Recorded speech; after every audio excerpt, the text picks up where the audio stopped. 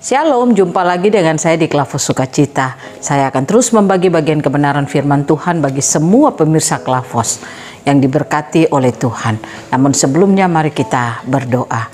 Terima kasih Bapa, kami rindu untuk terus mendengarkan firman-Mu. Taruh di hati kami, hati yang selalu suka akan firman Tuhan, hati yang selalu rindu untuk diisi lewat kebenaran firman Tuhan. Inilah kami, di dalam nama Yesus kami berdoa, kami rindu mendengarkan firman-Mu. Amin. Bagian kebenaran firman Tuhan dalam kitab Galatia pada pasal 4 ayatnya yang ke-7, demikian bunyi firman Tuhan. Jadi kamu bukan lagi hamba, melainkan anak. Jikalau kamu anak, maka kamu juga adalah ahli-ahli waris oleh Allah. Demikian jauh pembacaan firman Tuhan. Pemirsa Klavos yang diberkati oleh Tuhan, sebagai anak-anak Tuhan, kita bersyukur karena status kita sudah diubah oleh Tuhan. Saudara dan saya tidak memiliki status sebagai seorang hamba, tapi kita memiliki status sebagai anak. Kalau kita memiliki status sebagai anak, maka saudara dan saya adalah ahli waris dari kerajaan Allah, dan kita siap untuk menerima warisan-warisan yang Allah telah sediakan bagi kehidupan saudara dan saya. Nah, namun kenyataannya dalam perjalanan kehidupan kekristenan, anak-anak Tuhan atau orang Kristen sering merasa hidupnya itu berkekurangan, sering merasa hidupnya penuh dengan masalah, bahkan banyak dari kehidupannya ditekan oleh kebutuhan-kebutuhan hidup. Nah, kalau kita katakan kita anak, pasti ini tidak akan kita alami dalam hidup kita, karena anak itu tidak akan pernah berkekurangan kalau dia punya orang tua. Tetapi kalau dia tidak punya orang tua, pasti dia berkekurangan.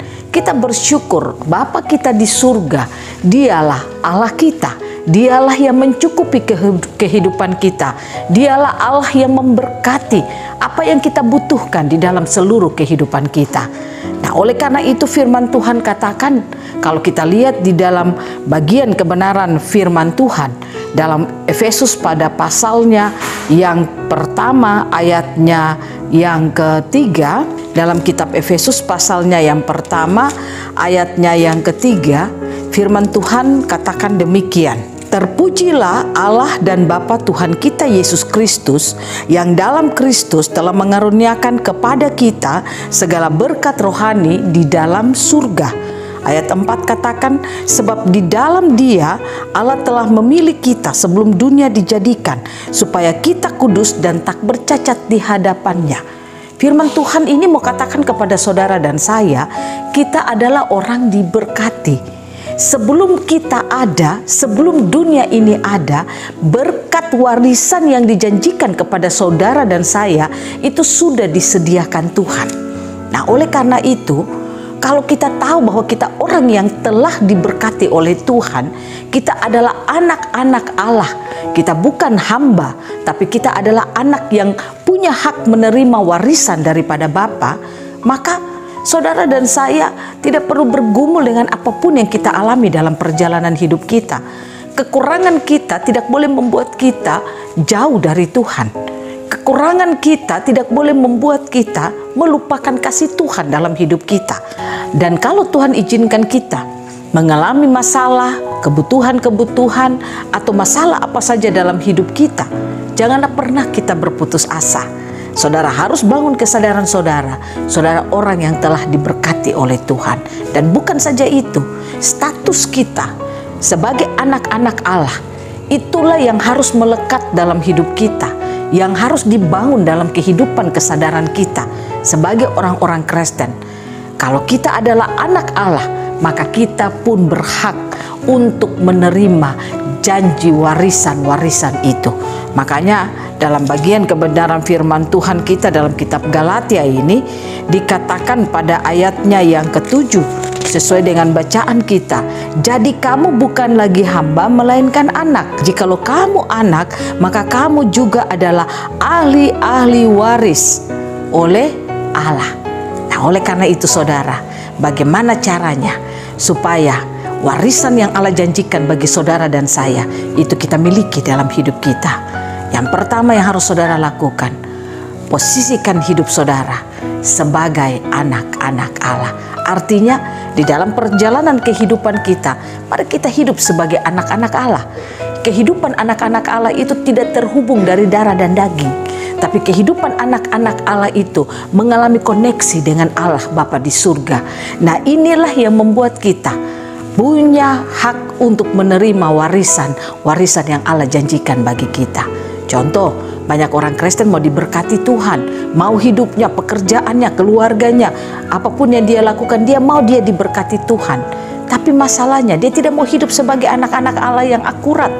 Dia tidak mau hidup sebagai anak-anak Allah yang baik, yang sesuai dengan firman. Nah, kalau demikian, bagaimana kita bisa menerima warisan itu? Pastikan kita memiliki posisi warisan, pastikan kita memiliki posisi sebagai anak-anak Allah, supaya kita berhak menerima warisan yang Allah sudah tetapkan bagi saudara dan saya. Yang kedua, yang harus saudara dan saya lakukan agar kita dapat memiliki warisan yang Allah telah janjikan bagi saudara dan saya, berjalanlah pada perkataan Allah itu sendiri. Apa yang difirmankan Tuhan, apa yang dikatakan oleh Tuhan, itu harus kita hidupi dalam hidup kita setiap saat. Jangan saudara jadi orang Kristen yang mau diberkati tapi hidupmu jauh dari perkataan firman Tuhan. Misalnya Tuhan katakan jangan khawatir, tapi engkau lebih suka khawatir daripada hidup percaya Tuhan. Kalau hidup kita demikian, maka kita tidak akan pernah menerima warisan itu dalam hidup kita. Yang ketiga, pastikan dalam perjalanan kehidupan kita, keakuratan hidup sebagai anak-anak Tuhan itu harus kita lakukan dalam hidup kita. Kita jalani dalam kehidupan kita. Hidup akurat artinya hidup dengan penuh ketaatan kepada Tuhan, setia kepada Tuhan. Itu yang harus kita lakukan di dalam kehidupan kita. Dimanapun kita berada, apapun yang kita lakukan dan kita kerjakan, pastikan keakuratan itu kita lakukan dalam hidup kita. Jadi suami yang akurat, jadi istri yang akurat, anak-anak yang akurat sama orang tua. Dan ketika kita menjaga keakuratan kita, hidup yang benar, hidup yang akurat itu sesuai dengan firman Tuhan sebagai standar hidup kita, itulah yang membuat saudara dan saya siap untuk menerima warisan-warisan dari Tuhan. Jadi pekerja yang jujur, takut akan Tuhan. Jadi pelayan, jadi hamba Tuhan. Jadi hamba Tuhan yang tidak punya kepentingan pribadi, tapi kepentingan hanya Yesus Kristus. Itulah yang membuat kita berhak menerima warisan-warisan, karena kita dapat memposisikan hidup kita menjadi anak-anak Allah. Biarlah Roh Kudus memampukan saudara dan saya untuk hidup sebagai anak-anak Allah, karena status kita sudah diberikan oleh Allah. Kita bukan lagi status sebagai hamba, tapi kita memiliki status sebagai anak-anak Allah. Maka warisan akan kita miliki dalam hidup kita. Tuhan memberkati kita, Roh Kudus mampukan kita yang mendengar firman Tuhan, membuka hati. Kita akan terus dimampukan untuk menikmati, mengalami warisan kerajaan Allah itu dalam hidup kita. Tuhan memberkati kita semua. Amin. Mari kita berdoa. Terima kasih Bapa, status yang Kau berikan bagi kami sebagai anak-anak Allah. Kami rindu untuk memiliki warisan yang telah Kau janjikan bagi kami. Roh Kudus tolong kami agar firman Tuhan kami lakukan dalam hidup kami. Apa yang kami dengar, biarlah itu yang kami lakukan. Sehingga kami percaya, kami tidak hidup menjadi orang yang berkekurangan. Tidak sebagai seorang hamba. Kami tidak mengalami hal-hal yang susah dalam hidup kami, ditekan dengan kebutuhan-kebutuhan. Tapi kami percaya, warisan yang telah dijanjikan bagi kami sebelum dunia ini ada, warisan itu akan kami miliki dalam hidup kami. Terima kasih Bapa, hamba berdoa bagi semua pemirsa Klavos. Tuhan tolong mereka, Tuhan berkati mereka, apapun kekurangan kebutuhan mereka di hari ini. Hari-hari hidup mereka diberkati oleh Tuhan. Berikan mereka kesadaran sebagai anak-anak Allah, sehingga mereka hidup sebagai anak-anak Allah. Itulah yang membuat warisan itu akan mereka alami dalam hidup mereka. Terima kasih banyak Bapa. Dalam nama Tuhan Yesus kami berdoa. Amin. Shalom. Tuhan berkati kita semua.